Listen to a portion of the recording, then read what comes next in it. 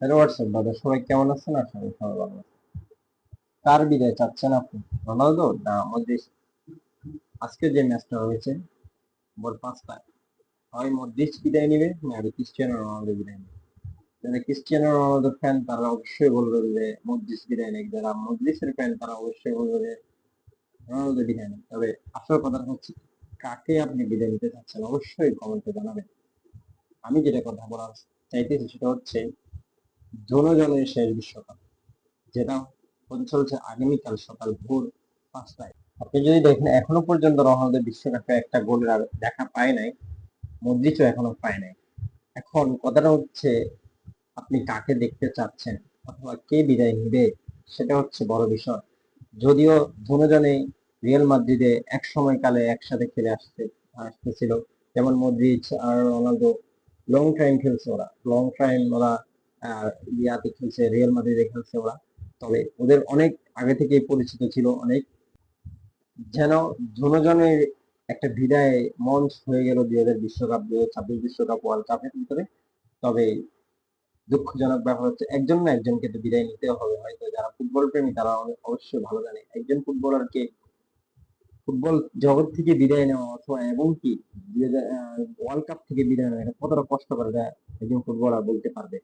সেজন্য আরেকটা কথা বিষয় হচ্ছে, যেহেতু রোনালদো 2026 বিশ্বকাপে এখনো পর্যন্ত একটাও গোল হয়নি, কালকে কি হতে পারে ক্রোয়েশিয়ার বিপক্ষে, অথবা মদ্রিচের হতে পারে গোল, দেখা যাক। তবে ভিতিনাকে একজন প্রশ্ন করেছে যে আপনি কাকে বিদায় নিতে চাচ্ছেন, মানে কে বিদায় নিতে আপনি বলতে পারবেন, রোনালদো বিদায় নিলে ভালো হবে না মদ্রিচ বিদায় নিলে ভালো হবে? অবশ্যই ভিতিনা যেহেতু পর্তুগালের, তখন এই ভিতিনা বলছে যে আমার সাথে রোনালদোর অনেক লং টাইম দেখা সাক্ষাৎ হলো, কিন্তু ভিতিনা মদ্রিচের সাথে আমার এত লং টাইম থাকা হয়নি, যেহেতু দুইজন ন্যাশনাল টিমের প্লেয়ার ছিল।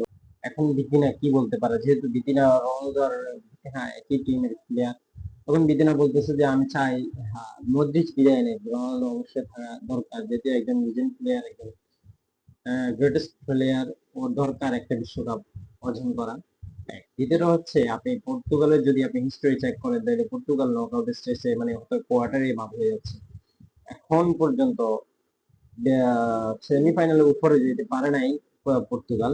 যদিও দেখা যেতে পারে আসলে কি পর্তুগাল ক্রোয়েশিয়ার সাথে সামনে, মনে হয় ক্রোয়েশিয়া শুধু একটু হার্ড দল আছে পর্তুগালের জন্য। তবে পর্তুগাল যেমন কলম্বিয়ার সাথে খেলছে, যদি ওইভাবে খেলে তাহলে কিছুটা হার্ড হতে পারে। তবে পর্তুগালের অনেক পরিশ্রম করা দরকার, কেননা ক্রোয়েশিয়া এত নর্মাল দল নয়। ক্রোয়েশিয়া অনেক হার্ড দল, যেমন মদ্রিচ তার শেষ বিশ্বকাপ সে যেভাবে হোক খেলবে, সেইভাবে হোক মানে নিয়ে চেষ্টা দিয়ে খেলবে। এখন কথা হচ্ছে যে কোনো একটি কিংবদন্তি বিদায় হতে যাচ্ছে, সেটা হচ্ছে কালকে সকালেই হয়তো মদ্রিচ না হয় ক্রিস্টিয়ানো রোনালদো। এখন যে কোনো একজনের বিদায় আপনারা দেখবেন, তবে আমিও ব্যক্তিগতভাবে রোনালদোকে বিদায় এত তাড়াতাড়ি দিতে চাচ্ছি না। অবশ্যই রোনালদো একজন কিংবদন্তি প্লেয়ার হিসেবে তার দরকার অন্তত পক্ষে ফাইনাল পর্যন্ত, যদিও বিশ্বকাপ নিতে পারবে না তবে অন্তত পক্ষে ফাইনাল পর্যন্ত যাওয়া দরকার। ধন্যবাদ।